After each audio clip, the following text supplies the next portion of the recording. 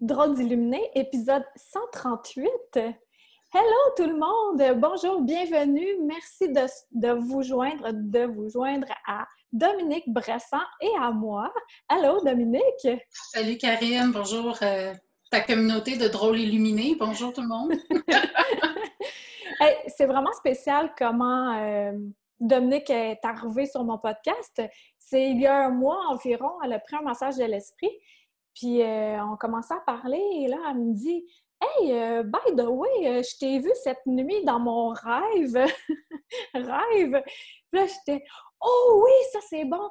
On n'a pas exploité ce sujet-là encore, les rêves, les voyages oniriques et tout. Puis Dominique me disait qu'elle s'en souvient depuis que tu as l'âge de 4 ans, hein, Dominique, si je me Ouais, souviens bien. je me rappelle à 4 ans d'un rêve qui m'avait marqué. C'était rien de fantastique, de fabuleux. C'est juste, je ne sais pas si je peux en parler tout de Oui, suite ou oui, tu veux oui. continuer ton Non, intro. vas-y, oui. En fait, moi, dans mon souvenir, j'ai 4 ans à peu près. Puis, dans mon rêve, je me rappelle d'un homme de grande taille. C'est sûr que quand tu as 4 ans, les hommes sont tous très grands, mais d'une grande taille, mais les cheveux roux. Ça m'avait marqué. Et puis, quelques jours plus tard, au centre d'achat, avec mes parents, je croise un grand homme roux et je me rappelle de l'avoir enligné, là, mais de l'avoir dévisagé. Et lui, un peu surpris qu'une petite bonne femme de 4 ans capte son regard comme ça pour le regarder. Puis je me rappelle qu'il a plongé son regard dans les miens puis qu'il m'a fait un sourire, peut-être un peu comme mon Dieu, mais que me veut-elle? Puis moi, c'était flagrant, là. Je faisais un lien dans ma petite tête de 4 ans que je l'avais vu avant et tout ça. Bon, je l'ai sûrement parlé à mes parents ou à ma mère de cette aventure-là, puis on m'a donné une belle explication cartésienne de troisième dimension, mais il y a une partie de moi qui a fait non, c'était plus que ça. Moi, je pense que c'était une façon aussi pour mon âme de me montrer qu'il y avait d'autres choses là, pour faire le lien là, comme ça. Là. Wow! Puis tu étais déjà très évoluée, même si tes parents, ceux qu'on croit le plus d'habitude quand on est Ouais. enfant, tu fais moi, OK, bonne explication, mais pour moi, c'est pas la bonne. Non, effectivement, c'était pas la bonne. Tu étais encore allumée. Fait que toi, ça a duré dans le temps parce que on pense que oui, on rêve. Ouais. Dominique, tu me diras OK si je me trompe parce que tu t'en souviens mieux que moi. Je m'en souviens beaucoup, mais j'ai l'impression que tu as une coche de plus. On a nos rêves qui sont normaux, que c'est comme pour nettoyer le subconscient. Tu sais, on fait des liens avec ce qui s'est passé dans la journée, puis blablabla. Puis ensuite de ça, il y a les voyages et Ouais. les rencontres. Et vois-tu d'autres types de rêves, toi? Les voyages, les rencontres, les apprentissages. Raconte-nous comment tu pourrais catégoriser les... on appelle ça des songes, je pense. Pour moi, le rêve et le songe ont effectivement une définition différente. Je dirais que le rêve, c'est comme juste la capacité de vidanger le trop-plein d'informations qu'on reçoit. Là. Dans une journée, on reçoit des milliers et des milliers d'informations qui ne sont pas traitées on the spot, là, sur le champ.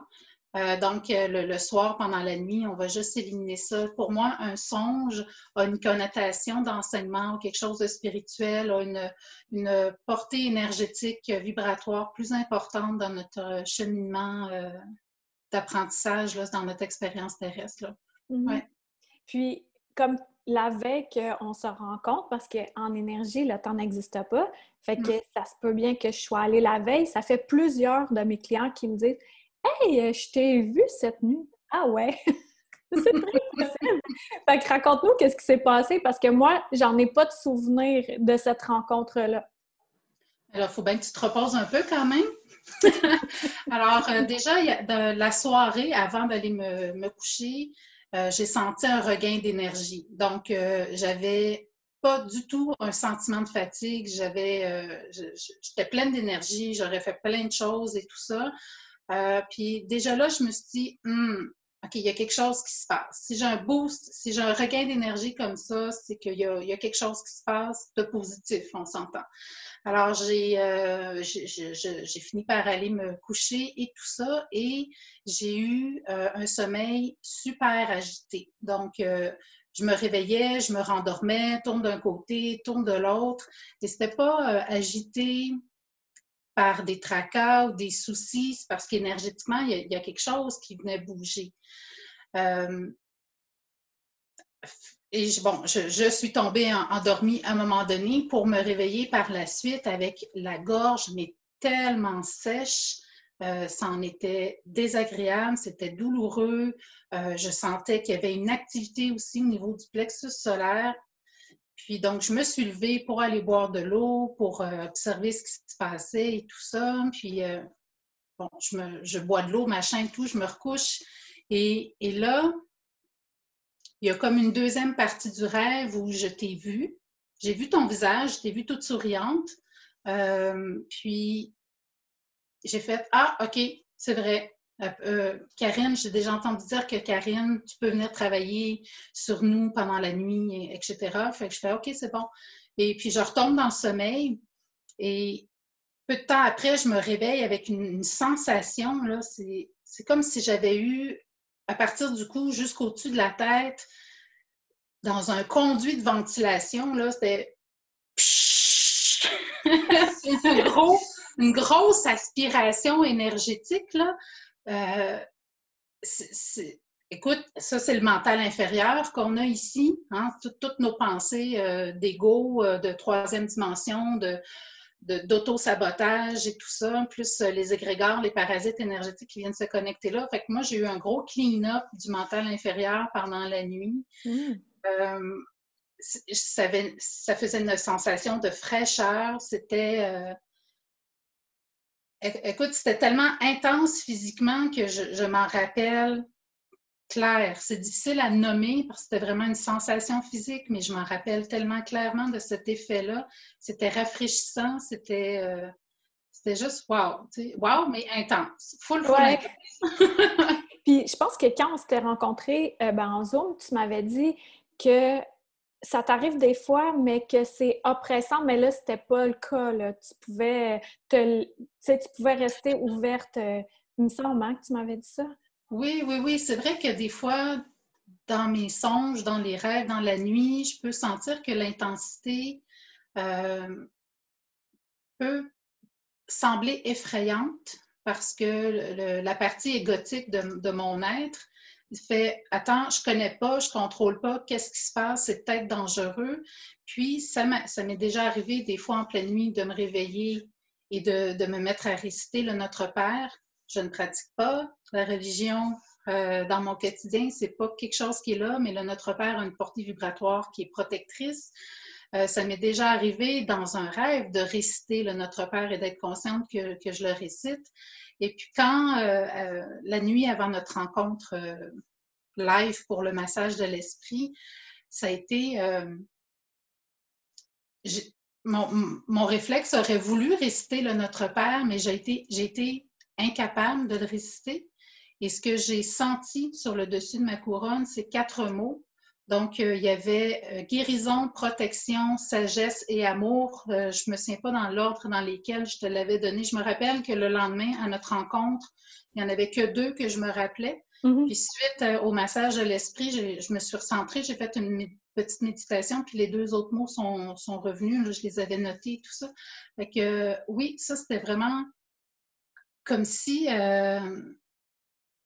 dans la nuit, le songe, le soin avec toi, il y avait eu un nettoyage pour ma couronne, entre autres, pour enlever peut-être des connexions, des parasitages qui n'avaient pas d'affaires là. Puis, amour, protection, guérison, sagesse, je trouve que c'est des mots qui ont une belle portée et tout. Fait que, wow. voilà.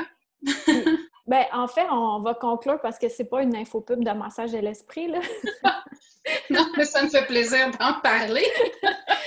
C'est parce que quand je fais cette séance-là avec les gens, c'est l'âme, tu sais, comme là, c'est l'âme de Dominique qui faisait un soin de manière inconditionnelle à son corps. Donc, elle avait déjà c'est à ressentir les bienfaits, puis c'est l'âme qui choisit, alors ça brusque pas.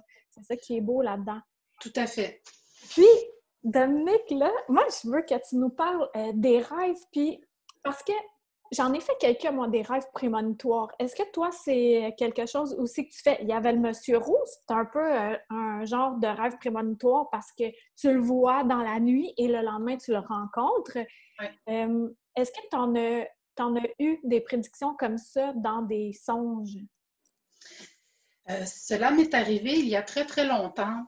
Malheureusement, je ne suis pas très bonne avec la date. C'est peut-être fin des années 80, avec Gorbatchev qui était président de la Russie.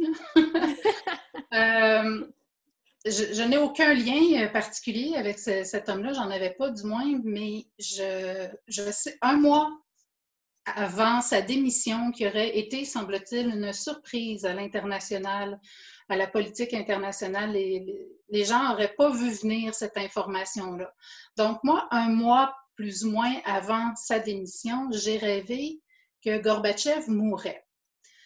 La mort dans un rêve, c'est jamais la disparition physique d'une personne, c'est toujours la fin d'une étape. Donc, dans ma vie, j'ai rêvé de quelques personnes qui mouraient, où on m'annonçait leur mort et tout ça, mais c'était juste qu'ils finissaient un cycle pour entamer quelque chose d'autre. Ils mouraient d'un vieux pattern puis ils renaissaient à autre chose. Et ça, en fait, pour Gorbatchev, ça m'avait particulièrement marqué. Parce que le lendemain du rêve où on m'annonce qu'il est mort, ben, je me dis premièrement, pourquoi moi j'ai besoin de savoir ça? C'est quoi la pertinence de la chose et tout ça? Puis quelques semaines plus tard, on annonce sa démission et c'était pas attendu. Donc, on peut catégoriser ça dans la notion du rêve prémonitoire si on veut. Mais non, je n'ai pas appelé les journaux et je n'ai pas, je n'ai pas publicisé la chose à l'époque. Imagine! Je ne comprenais pas le lien. T'aurais tellement été prise au sérieux, hein? Oui, la jeune de 20 ans, 19-20 ans, je me souviens pas quel âge j'avais, qui rêve de ça, là, ça fait pas de sens. Là, c'est très drôle. Ah, Puis, oui. pourquoi je te pose cette question-là? Parce que ceux qui nous écoutent, je suis certaine que vous en faites. Peut-être pas tout le monde, mais oui, aussi, ou que vous vous en souvenez pas. Mais moi, ça m'est arrivé à quelques reprises d'en faire. Comme Dominique l'a dit, elle a vu qu'il mourait. Mais c'est d'aller au-delà. Parce que, j'aurais dû m'en souvenir, mais les rêves prémonitoires que j'ai eus, c'est comme des pistes. Des pistes, mais dans la vraie vie, c'est encore les mêmes pistes. OK, je viens de me souvenir d'un des rêves. C'était à l'école de danse. Puis, les pistes, c'était 3 personnes. Et quand j'étais arrivée le matin, j'avais vu ces 3 personnes-là et il y avait un événement en particulier qui s'était produit dans mon rêve et ça se reproduisait dans la réalité, mais c'était pas exactement le même événement, mais il y avait les pistes, soit les 3 personnes. Puis quand je suis arrivée, là, j'ai vu les 3 personnes et qu'il y avait un événement qui se produisait. Là, ça a fait « Oh, OK, j'ai vu ça cette nuit! » Fait que, pourquoi j'en parle? C'est parce que c'est important de différencier la réalité telle qu'on la voit avec nos yeux d'humain, puis la réalité dans nos rêves, dans les songes, dans les voyages oniriques, parce que c'est pas exactement un copier-coller. Non, ça c'est sûr. C'est sûr et certain que c'est pas un copier-coller. Ouais. Puis toi, as-tu des voyages, on va appeler ça des voyages oniriques, où tu as eu des enseignements?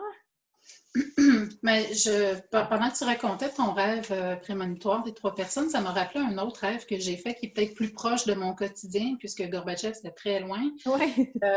L'immeuble où j'habite, j'y suis arrivée il y a très, très longtemps il y a 20 ans de ça et tout, mais l'année avant qu'on emménage ici, avant que j'emménage dans cet appartement-là, je rêvais souvent d'un immeuble blanc avec un escalier que je montais et je descendais continuellement. Je trouvais ça très étrange. Et en même temps, pas plus de questionnements que ça et tout. Puis, l'immeuble où j'habite, on a un jardin en arrière, on a une cour commune où tous les voisins peuvent aller passer du moment là, sans problème et tout ça. Et puis, un été, je suis assise donc dans la cour et je regarde les 2 paliers d'escalier qu'il y a devant l'immeuble blanc que j'habite, parce que l'immeuble est blanc, puis il y a 2 escaliers. Puis, je regarde un de mes voisins qui descend, puis je me dis, ah, mais OK, c'est ça qu'on m'a montré. Alors, l'année avant, les guides, mon âme et tout ça avaient déjà démontré que j'allais habiter dans un immeuble blanc avec des escaliers. Puis, avant d'arriver ici, presque à chaque année, à chaque 2 ans, je déménageais, parce que c'est un peu comme ça que ça se vit à Montréal. On déménage presque à toutes les années. Mais quand je suis arrivée ici, il y avait une intention, parce que ma fille était très jeune, c'était de rester là longtemps pour l'élever, tout ça, pour installer une forme de stabilité et tout. Puis, tu vois, ça fait 20 ans que je suis ici, là. Alors, c'était pas pour rien. Sinon, un rêve avec des enseignements, je sais pas si c'est vraiment un enseignement, mais un été, je m'installe sur le balcon en avant, c'est le soir et je sens mon 3e œil qui se fait titiller et je regarde dans le ciel et tout ça et je m'enligne directement sur une étoile puis je me dis, voilà, et je me sens observée. Là. Il y avait vraiment une connexion très forte entre le 3e œil et cette étoile-là dans le ciel de nuit de Montréal. Et je leur dis, bonjour. Je suis disponible, je suis intéressée au contact et tout ça. Et puis, quelques minutes plus tard, je m'en vais me coucher et je me réveille c'est pas vrai, je me réveille pas, mais je prends conscience dans mon rêve. Je suis donc dans les bras d'un être qui a l'air d'être sans âge, donc à la fois jeune, à la fois vieux, les cheveux foncés, avec un beau sourire, puis j'ai l'impression qu'on se tient l'un et l'autre dans les bras et ça tourne autour de nous très, très, très, très vite. Et puis, il est tout souriant, peut-être parce que je me suis réveillée ou j'ai pris conscience de ce qui se passait, tout ça, puis je lui ai dit, ah, mais on est dans ta Merkaba. Donc, ton véhicule de lumière, puis bon, évidemment, il répond pas, hein, il me fait juste un sourire beaucoup plus grand et ça a fait comme « Oh wow! OK! » Et bon, ça s'est terminé là-dessus. J'ai poursuivi ma nuit tout à fait normale, mais le lendemain, si tu veux, l'enseignement a été que si il persistait un doute en moi qu'il y a d'autres civilisations, que les frères et sœurs des étoiles existent, effectivement. Ils peuvent communiquer avec nous. Encore, ça dépend de nous si on veut communiquer de l'autre côté aussi, de faire le lien, tout ça, mais c'est possible. Alors maintenant, j'ai un autre regard avec les frères et sœurs des étoiles et mes guides et tout ça. C'est beau. Puis pour ceux qui ne savent pas ce que c'est la Merkaba, c'est une forme géométrique sacrée. Ouais. C'est triangle inversé, puis en 3D. Et ça, quand on est à l'intérieur, comme Dominique l'expliquait, ça tourbillonnait, on peut se transplanter, ben oui, on se transposer d'un plan à l'autre. Puis, il y a l'archange Métatron qui travaille beaucoup avec la Merkaba. Et on peut tous faire ça, s'installer dans une Merkaba. Quand on est bien enraciné, toutefois, c'est bien important de rester les 2 pieds sur la terre tout le temps. Est-ce que tu avais quelque chose à ajouter par rapport à ça, Dominique? C'est correct? Par rapport à ce guide-là, à cette expérience de rêve-là? Oui, ou par rapport à la Merkaba? Ou... Un autre rêve que les gens peuvent faire, c'est un défunt, un être cher qu'ils ont connu dans leur présente existence, qui peuvent venir à travers les rêves, les songes, leur délivrer un message et tout ça. Encore là, je suis très têtue, hein? Je peux être très entêtée quand on veut me sortir d'une espèce de fausse zone de confort et tout ça. Mais dans ce rêve-là, je suis dans ma maison, qui n'est pas nécessairement la maison actuelle que j'habite. Je suis dans la cuisine et mon père est décédé il y a 23, 24 ans de ça maintenant et je sens que c'est lui qui est là dans ce rêve-là. Je ne le vois pas physiquement, je le sens tout proche et je sais qu'il veut absolument que j'ouvre la porte de la cuisine pour monter dans le vaisseau spatial qui est juste devant la porte et je veux rien savoir. Donc, il y a une forme un peu de discussion, d'obstination dans le rêve et tout ça. Puis je finis vraiment là, un peu comme « Ah, ben là, c'est correct, là, je vais y aller. » Puis j'ouvre la porte. J'embarque dans le vaisseau spatial que j'ai jamais vu là, dans ce rêve-là. Mais la vitesse fulgurante à laquelle j'ai décollé en verticalité et là, j'ai vraiment vu, parce qu'à la fois, je me voyais à l'intérieur et je voyais l'image à l'extérieur, j'ai vraiment vu passer la couche atmosphérique et me retrouver en apesanteur, assis dans une bulle de verre parmi les planètes et les étoiles et le silence qu'il y avait là, c'était merveilleux. Donc, 2-3 fois, mon père est venu me chercher pour m'amener faire un tour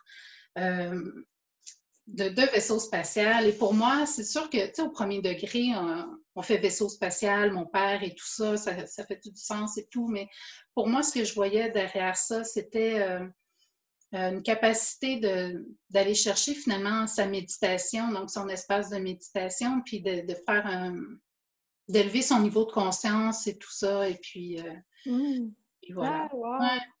C'est fascinant parce qu'il y a un des signes que mon père utilise pour me signifier sa présence. Puis quand tu as dit mon père, au même moment, il y a eu le train qui a sifflé. C'est un des signes qu'il utilise. Fait que je trouvais ça, le timing il était tellement parfait, là. Puis, OK. j'aime que tu parles des êtres chers décédés aussi qui viennent nous rencontrer dans des rêves.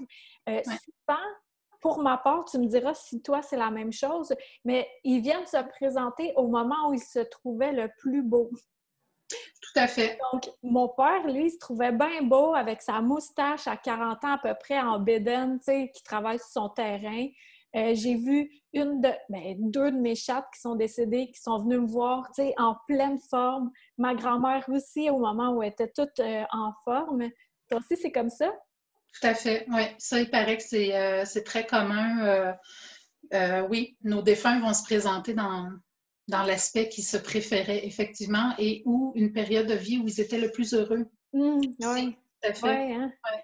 Puis, il y a ça qui peut nous signifier que c'est pas un rêve régulier. Il y a également les couleurs. Les Oui, couleurs qui sont comme, on peut difficilement les nommer en termes humains. Pour ma part, les voyages que j'ai faits, tu sais, tu parles du vaisseau de verre puis que tu es dans l'univers, là, c'est souvent ça. Moi, c'est un grand ciel noir étincelant. C'est pas un noir dense, c'est un noir grand.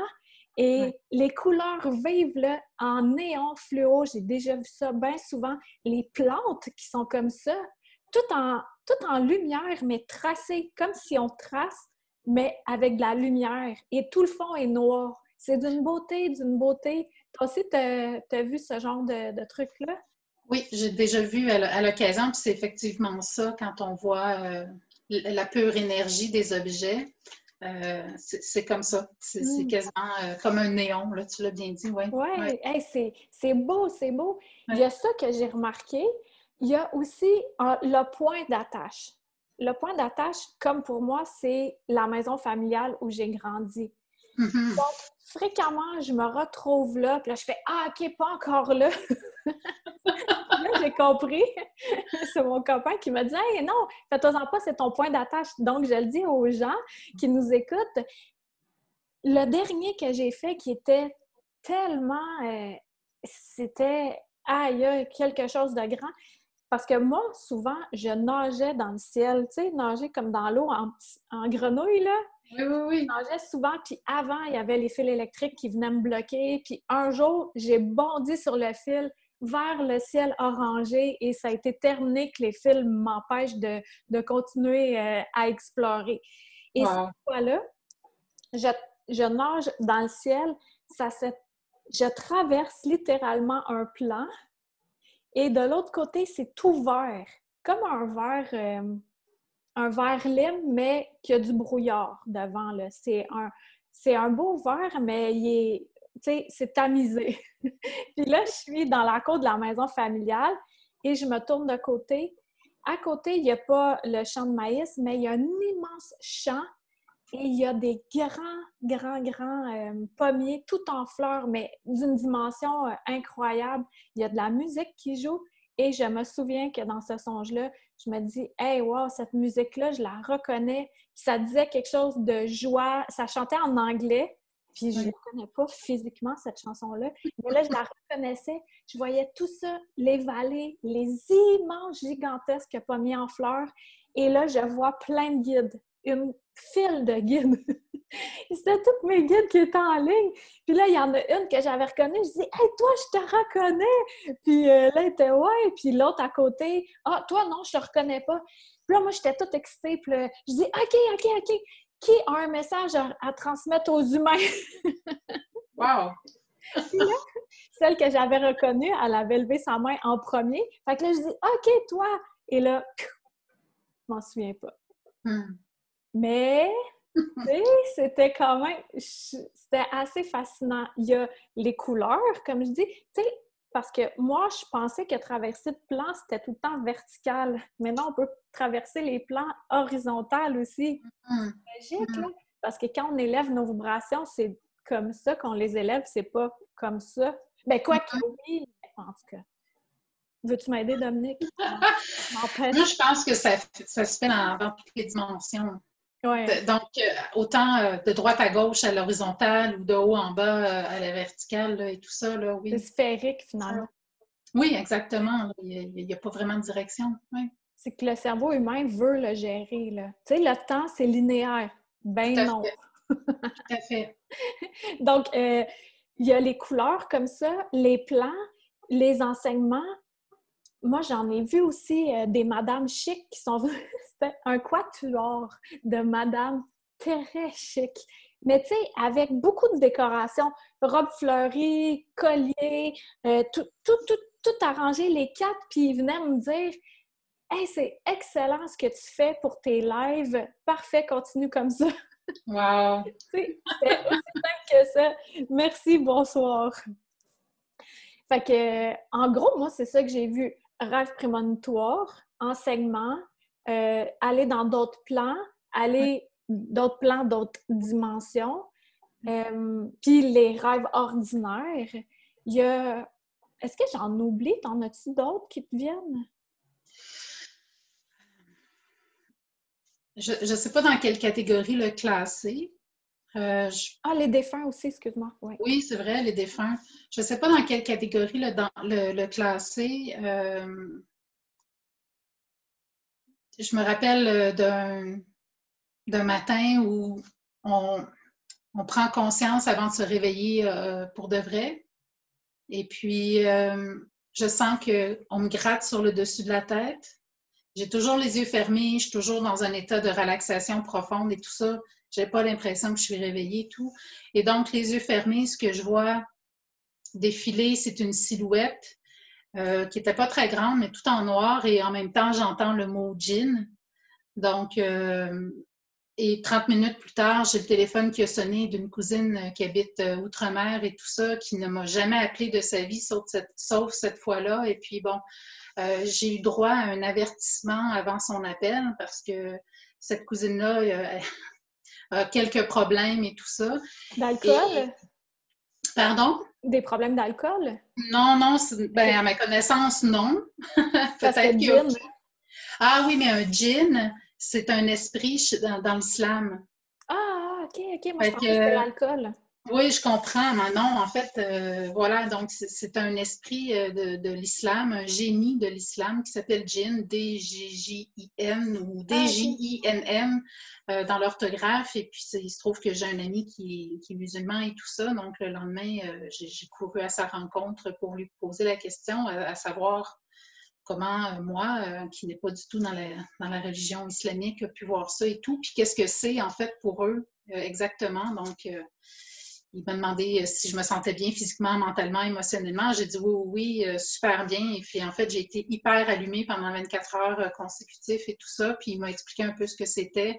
Et ça m'a permis de faire le lien de pourquoi j'ai eu son avertissement avant que la cousine téléphone 30 minutes plus tard là, et tout. Là. Fait que tu vois, pour moi, ça rentre dans la catégorie des rêves parce que je dormais, mais je ne sais pas dans quelle catégorie me mettre, Ouais. à part que ça soit un rêve de conscience avec nos guides qui viennent nous visiter, comme tes 4 madames qui sont venues te féliciter que tu es sur la bonne voie, tes 4 guides, en fait, que tu es sur la bonne voie, puis que c'est ça, il faut que tu fasses avec tes podcasts et tout ça, tu sais, fait que... Ouais. Puis ouais. pendant que tu racontais ça, ça m'a rappelé aussi un moment où je gardais un chat dans le Nord. Puis justement, j'étais en train de me réveiller et sur mon écran mental, c'était dessiné une lettre après l'autre. Chamuel, Chamuel. Je le connaissais pas, moi, Chamuel, c'est un Ouais. archange. Ouais. Et je pense que c'est lui qui aide pour écrire un peu. Faudrait que je vérifie. Mon livre il est là-bas. Mais ça m'a aidé, puis j'étais en période d'écriture quand j'ai vu ça. Fait que ça, c'est le fun. Ça, je le mets comme dans la catégorie enseignement. Puis dans cette catégorie-là, comme ça peut être la même chose avec le rêve, la prémonition que tu viens d'avoir, que c'est comme un enseignement, que, hey, il y a ça qui va se produire. Puis Mm. aussi, moi, j'utilise beaucoup mes rêves pour obtenir des réponses. Avant de me coucher, je demande clairement la dernière chose à laquelle je pense. OK, est-ce que c'est une bonne idée que j'interviewe Dominique? Je savais tout Oui. ça. Je n'ai même pas eu besoin de le demander, mais je donne un exemple au hasard. Et là, je me couche avec ça. Et au réveil, je le ressens tout de suite. C'est fort, c'est grand parce que notre cerveau et l'ego, il prend une pause.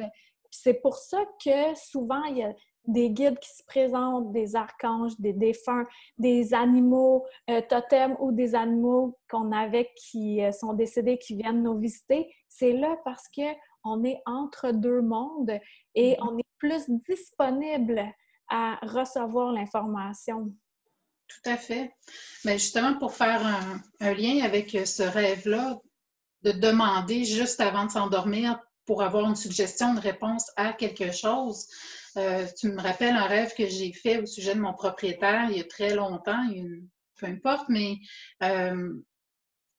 il semblait qu'il manquait un paiement de mon loyer, donc un chèque qu'on ne trouvait pas. Puis le soir, en me couchant, je me suis vraiment adressée à mon propriétaire. Et là, je vais faire une petite parenthèse, mais bref, je le vois arriver dans mon rêve.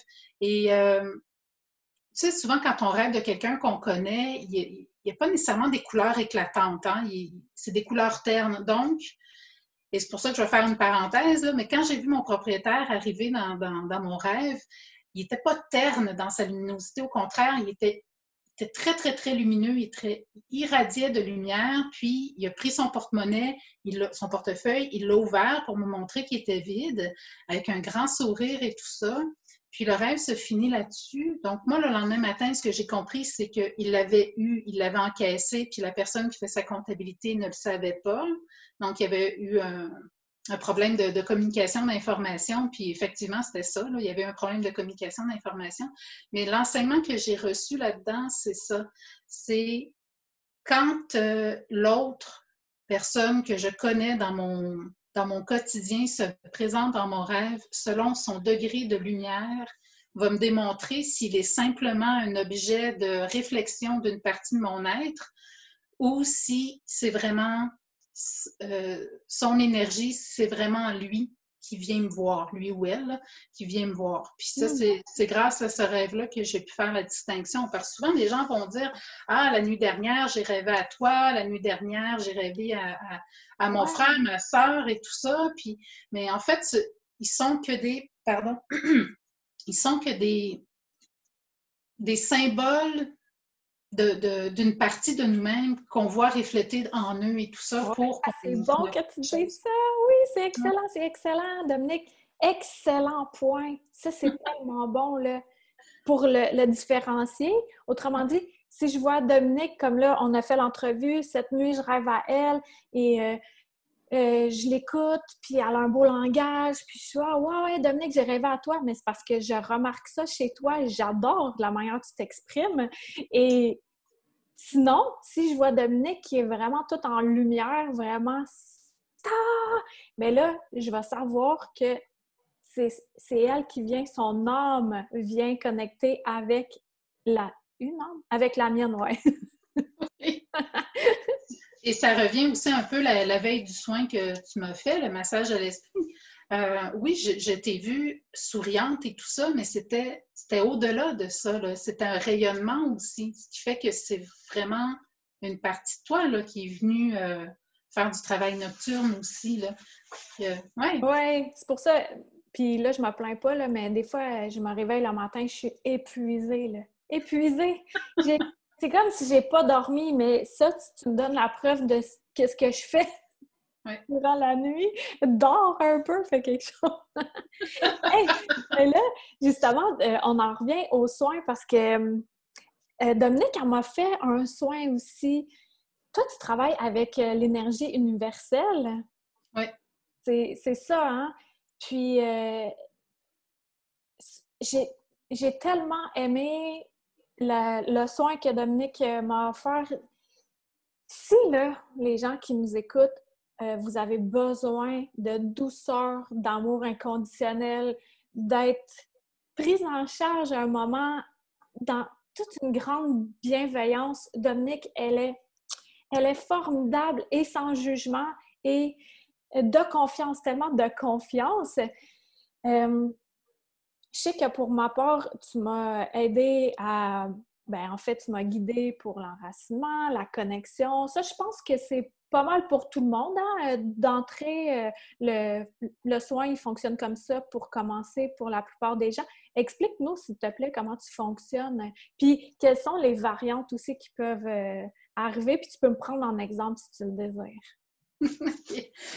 Ça, c'est une bonne question, hein, parce que je pense que toi aussi, tu es un peu comme ça. On ne sait jamais d'avance quel soin on va faire, quel soin va arriver à travers notre canal pour l'offrir à la personne qui fait appel à nos services et tout ça. Donc, oui, je fais des soins d'énergie universelle où je me titre énergéticienne universelle simplement parce que je voulais aller au-delà d'une nomenclature ou d'une étiquette qui est trop encadrée. Parce que selon la personne que j'ai devant moi, l'énergie qui va être canalisée va être adaptée à cette personne-là. Alors, comment ça se déroule? OK. La personne qui se présente à moi, je lui demande toujours le pourquoi qu'elle vient consulter et tout ça. Puis à partir de là, ben, on va ajuster. Donc, des fois, c'est un cheminement, un soin énergétique pour aider dans un chemin de conscience qui est déjà entamé. Des fois, c'est pour commencer un chemin de conscience. Parfois, c'est pour des soucis d'ordre physique. Qui ont un diagnostic ou pas de maladie. Puis à partir de là,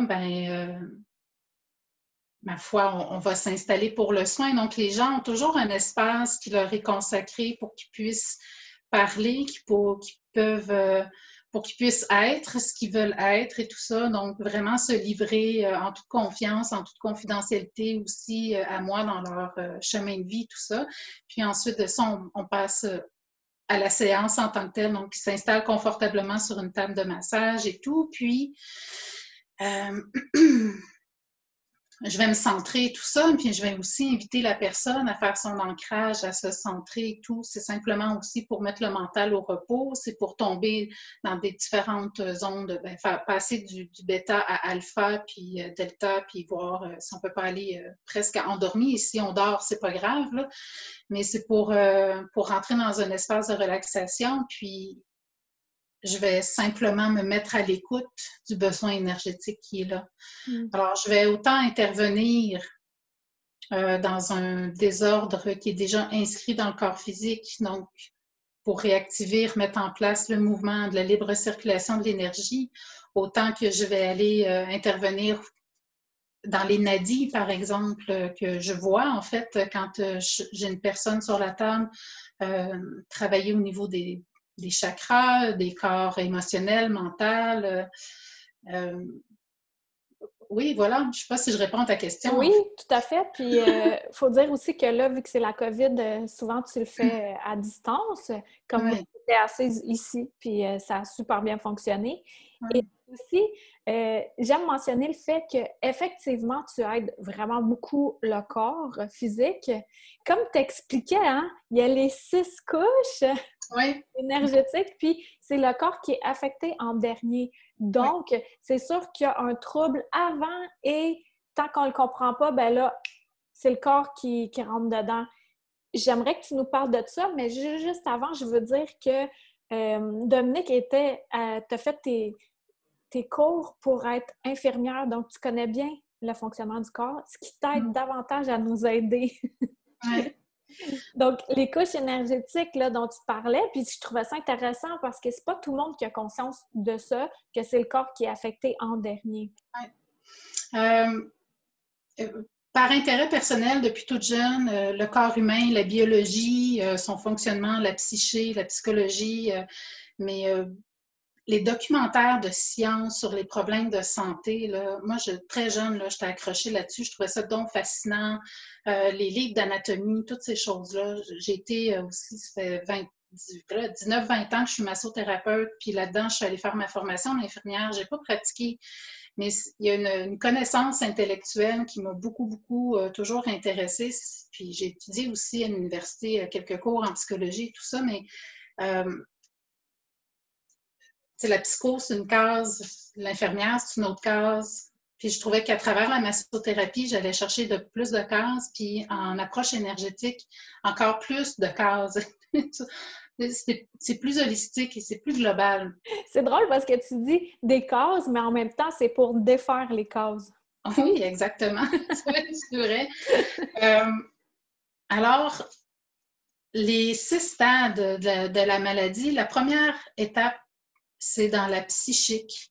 Donc, c'est la perception consciente ou inconsciente de l'être humain, de la personne, en réaction avec son environnement. Alors, si elle est dans un environnement, c'est sûr que c'est pas tout blanc, tout noir, puis c'est pas toujours...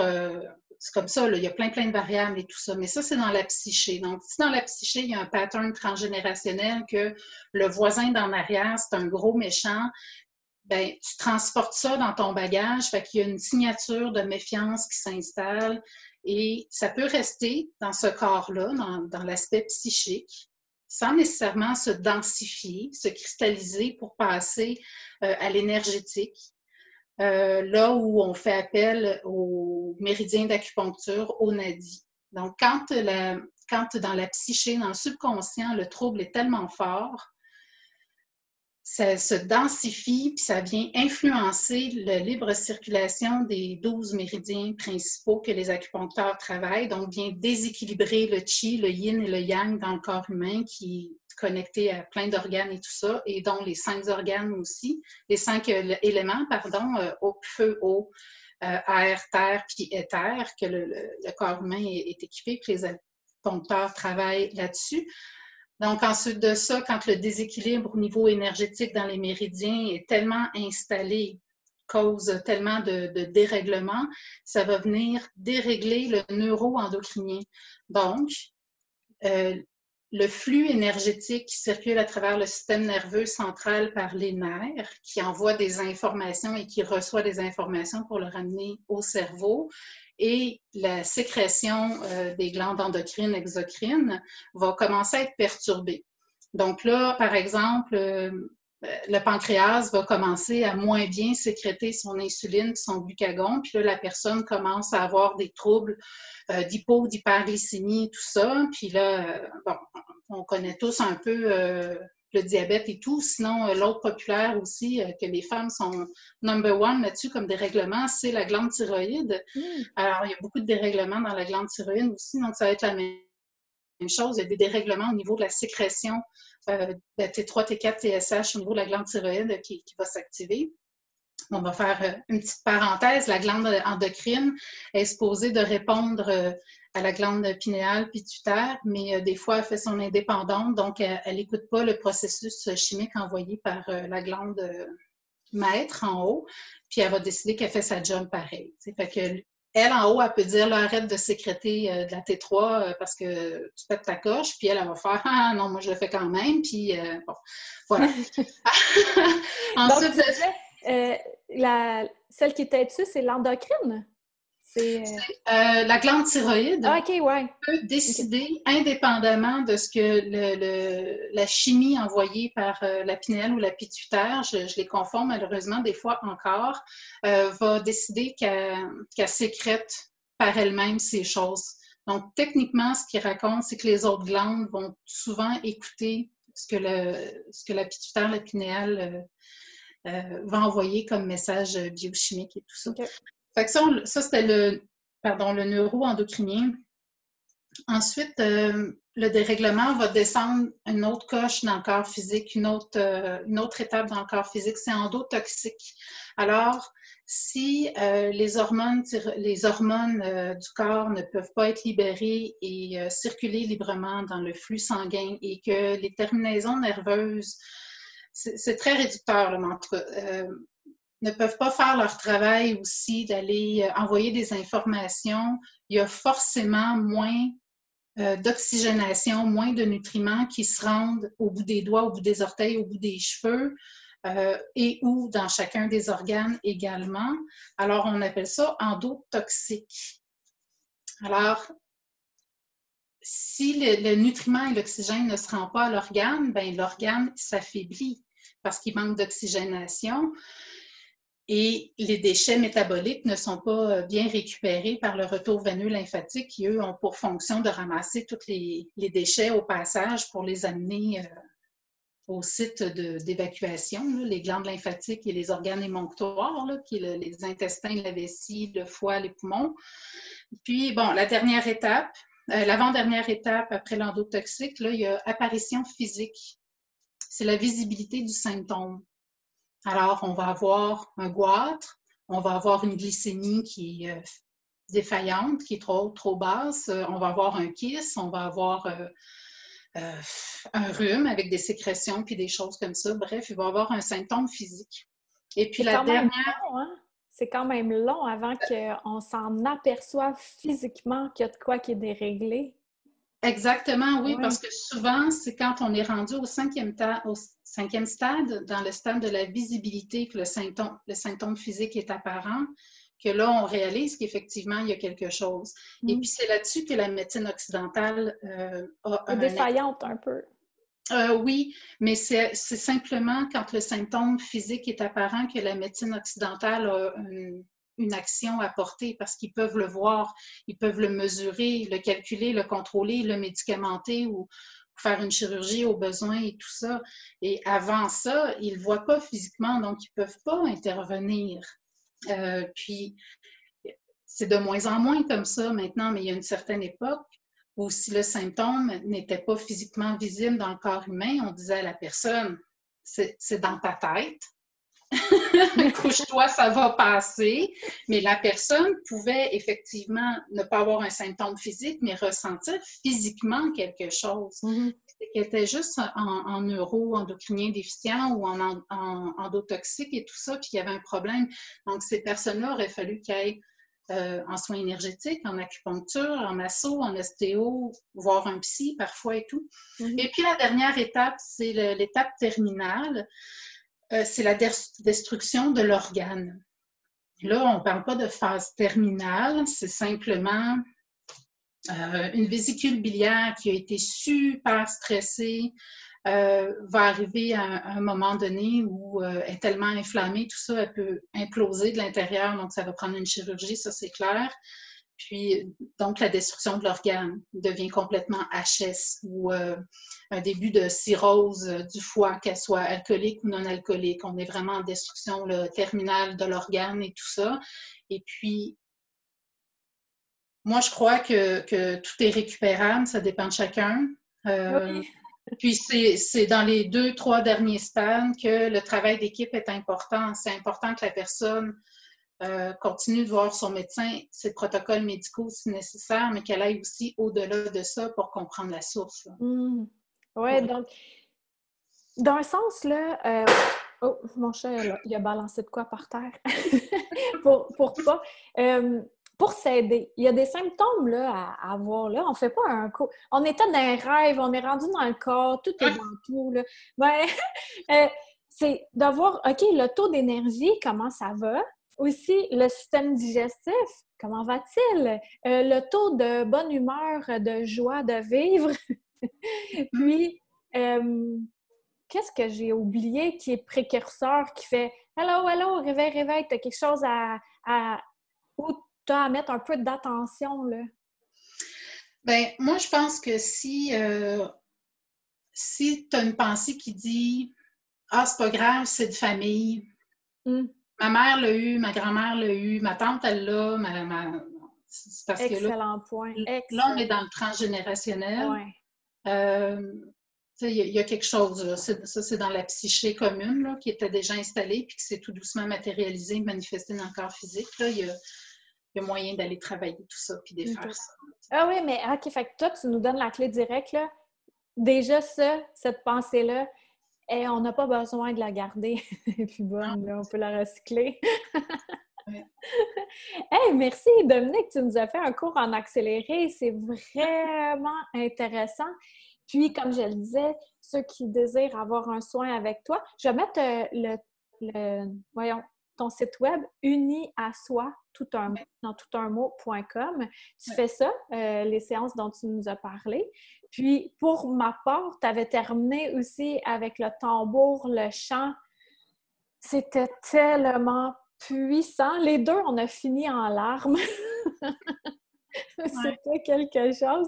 J'avais senti, ça sentait l'herbe, ensuite ça sentait la terre, puis ensuite j'ai vu des chevaux qui couraient, là, c'était de toute beauté, les animaux totems qui se sont mis de la partie, les ancêtres. En tout cas, c'est beau, puis toujours, il ne faut pas avoir d'attente. Chaque personne est différente. Donc, si vous avez la douceur puis l'énergie à Dominique, c'est sûr qu'elle peut faire de quoi. Soit pour vous-même ou pour vos animaux, parce que aussi, tu fais de la télépathie animale. Puis, je pense que c'est ça. Tu es massothérapeute aussi. Tu es située dans quelle région? À Montréal. Ah oui, tu l'as dit tantôt. Oui. Fait que Montréal. Donc là, avec le protocole COVID, t'en fais maintenant ou c'est en pause? Ben, nous, les massothérapeutes, on est un service essentiel, il semblerait. Alors, on peut quand même recevoir, sinon les soins énergétiques se font à distance, tout ça, là. Ça, c'est pas un problème. Puis les animaux, j'ai pas besoin de les voir non plus en présence pour les aider et tout ça, là. Oui, uniquement la photo, j'imagine? Oui, pour un animal, quand le maître humain va me contacter, il va m'expliquer un peu la situation aussi, parce que souvent, c'est pas simplement de la communication animale, c'est aussi de la guérison animale. Donc, j'ai vraiment quelque chose avec la guérison, il semblerait. Ils vont m'expliquer la problématique et tout ça. Puis, je vais prendre la photo, le nom, l'âge de l'animal, et puis je vais me connecter à cet être-là, puis l'être animal. Puis, on va faire le soin, tout ça. Et c'est toujours wow, les résultats qu'on obtient avec eux. Là, ils sont tellement réceptifs. Oui, ils n'ont pas l'ego qui embarque. Non, c'est ça. Eh bien, merci beaucoup, Dominique. Puis, comme j'aime toujours terminer en demandant, qu'est-ce que tu veux transmettre aux gens? Qu'est-ce que tu aimerais qu'ils retiennent? De notre rencontre ou de la vie? Dans la vie en général, qu'est-ce qui est important? Quelle valeur que tu as et que tu aimerais transmettre qui est importante pour toi, puis c'est ce que tu as envie de dire aujourd'hui?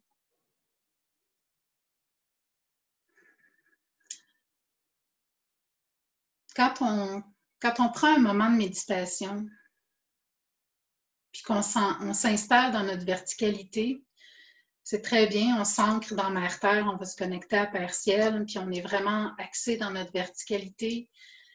Prendre un moment aussi pour se ramener au niveau du cœur et d'ouvrir dans l'horizontalité afin d'offrir cet amour-là inconditionnel qu'on a tous. Hein? C'est juste que des fois, on l'a enfoui en dessous de quelque chose, là, en dessous de la vulnérabilité. Là, mais si on tasse un peu ça, on a cette capacité-là de projeter aussi à l'horizontale. Voilà.